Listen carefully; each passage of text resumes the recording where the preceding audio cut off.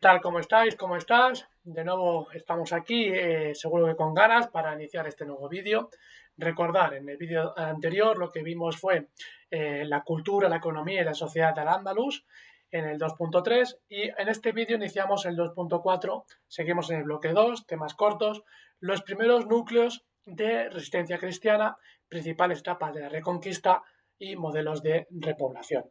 Como siempre os digo, la propia pregunta nos va a ir orientando cómo tenemos que ir respondiendo, ¿no? Hablaremos de esos núcleos de resistencia cristiana en el norte de la península, veremos la etapa de la Reconquista, cómo va evolucionando esa Reconquista hacia el territorio del Andaluz y luego cómo en ese proceso de Reconquista se establecen diferentes modelos de repoblación de ese territorio que se acaba de conquistar, siempre con la fecha y el lugar de por medio. Bueno, si estamos listos, comenzamos el tema. Ahí tenéis un mapa donde podéis ver las etapas de la Reconquista, ¿no? Desde el norte hacia el sur, como en diferentes fases se va a ir ocupando el territorio de Al-Ándalus. Bien, iniciamos el tema con los primeros núcleos de resistencia cristiana en la zona de Asturias y de León y cómo de ahí van a hacer el reino de Castilla. En las zonas montañosas del norte de la península, como podéis ver en el mapa, se van a mantener libres de ocupación una serie de territorios. Hay diferentes teorías de por qué. Seguramente porque al ser zona montañosa, los musulmanes también, y por el tema del clima, no están acostumbrados a este tipo de latitudes y no ven un fuerte rendimiento económico en esa zona. No ven que tengan aprovechamiento fácil y dejan un poco ahí a su aire a estos primeros núcleos de resistencia que se van a ir configurando. En torno a esa cordillera cantábrica van a aparecer estos primeros núcleos de resistencia en ese lado de la península ibérica, con la famosa batalla de Covadonga. En el 622, el mítico Don Pelayo lucha contra los musulmanes y de ahí se va configurando un espacio que van a hacer o va a ser conocido como el reino Astur, que va a ser consolidado con Alfonso III, que poco a poco va a desplazar la capital hacia Cangadonís y luego se irá hacia Oviedo. Con Ordoño III se va a trasladar la capital hacia León, dando lugar al reino de León. ¿No? Desaparece el reino Astur o se convierte en Astur leonés.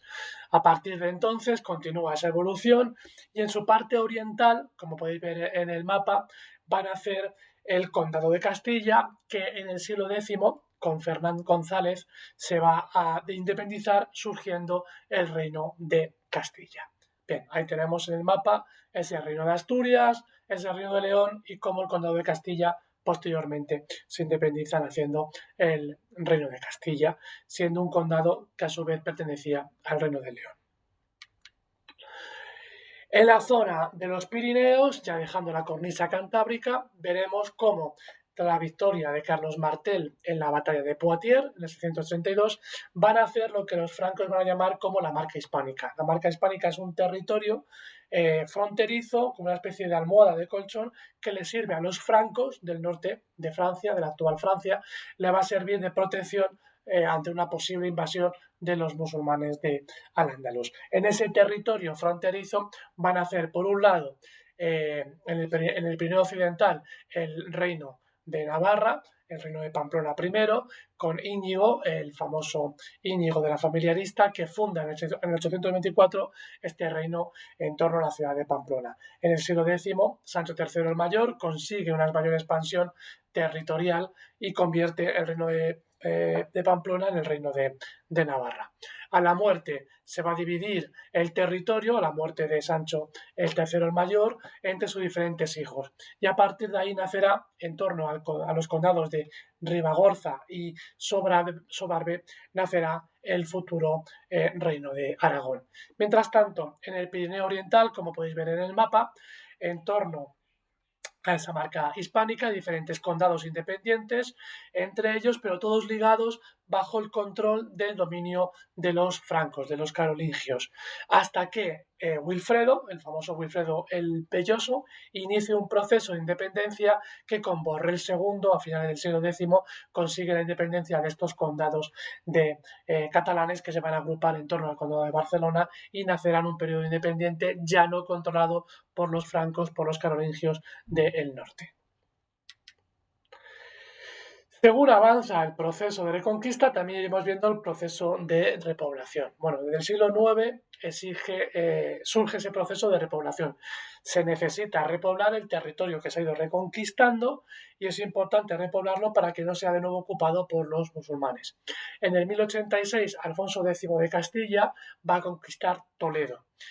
Como decíamos en algún vídeo anterior, esa conquista de Toledo está cargada de un fuerte simbolismo porque Toledo fue la antigua capital de los visigodos. De tal manera que el proceso de reconquista adquiere mucha mayor fuerza y mucha mayor identidad. En el año 1118, Alfonso I, el batallador, va a ocupar Zaragoza y la va a incorporar al reino de Aragón.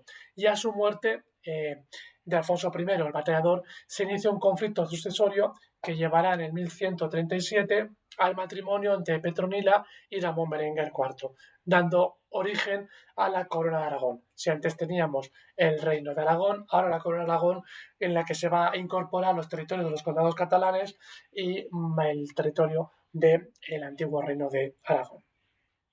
Posteriormente veremos la evolución de esta corona de Aragón.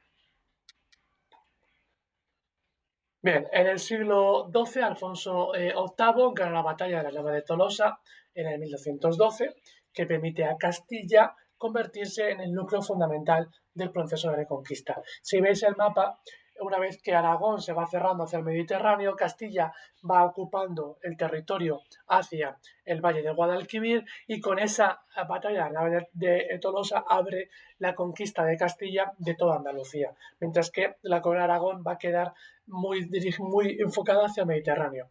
Por eso decimos que a partir de la batalla de la Nava de Tolosa, Castilla se convierte en el núcleo fundamental del proceso de reconquista. Bien, la situación geográfica va a impedir el avance del Reino de Navarra, que va a quedar encajonado entre Aragón y Castilla, y al norte por el territorio de los francos, de tal manera que queda ese territorio ya cerrado con Sancho IV el Fuerte, que también participa y colabora con el rey de Castilla en la batalla de las Navas de Tolosa. Pero sin embargo el reino de Navarra, como podéis ver ahí, queda encajonado entre Castilla, el reino de Castilla y León y la corona de Aragón, y al norte, como decíamos, con el territorio de los francos. ¿Qué ocurre mientras tanto en Castilla? Continúa la conquista con Fernando III el Santo, que va a ocupar el Valle de Guadalquivir, parte de Andalucía, que va a someter a parias al reino de Nazaret y de Granada, y su hijo Alfonso X va a ocupar por un lado la zona de Portugal, el Algarve, y posteriormente, ya en el siglo IV, con Alfonso XI, va a lograr controlar el estrecho tras la batalla del Salado en 1340, es decir, se ocupa el resto de Andalucía. Con Alfonso X, que no está puesto ahí, aparte de Algarve, se lanza hacia la conquista de Murcia, cerrando la expansión de la corona de Aragón hacia Andalucía.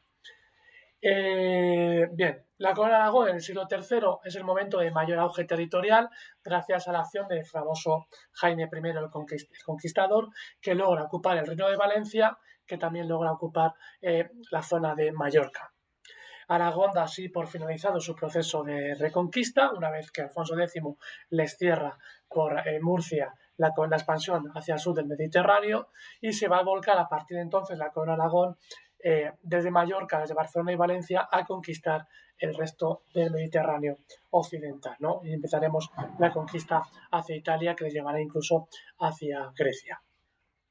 El proceso se va a paralizar aquí hasta el siglo IV, hasta el siglo V, hasta el siglo XV, en el que los reyes católicos por fin conquistan el reino nazarí de Granada en 1492, finalizando por lo tanto el proceso de la reconquista. Como decíamos, no solamente se va a conquistar un territorio, sino que se va a repoblar, porque es importante repoblarlo. La forma de repoblar el territorio va a ser importante porque va a dar como consecuencia una ocupación diferente del territorio.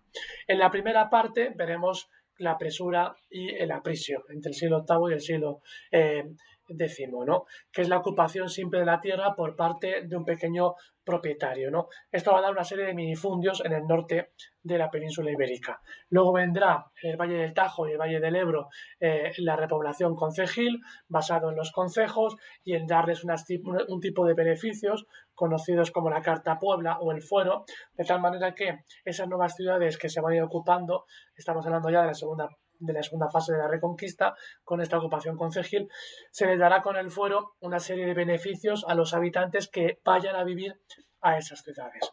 La tercera forma será la conquista del Valle del Guadiana y del Valle del Júcar, como veis en el mapa, con las tierras que se van a dar a las órdenes militares, con las encomiendas, ¿no? La única forma de ocupar esa zona fronteriza con el andaluz será dándole las tierras, unas grandes extensiones de tierra, nacerá aquí los latifundios a las órdenes militares a través de las encomiendas. Y ellas serán las encargadas de repoblar esos lugares.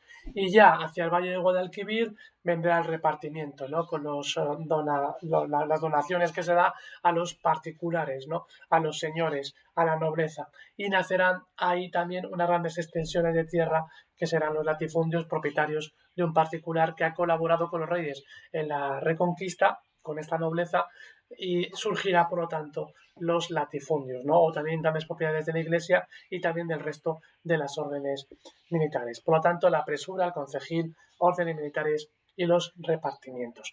Con esto terminamos este vídeo.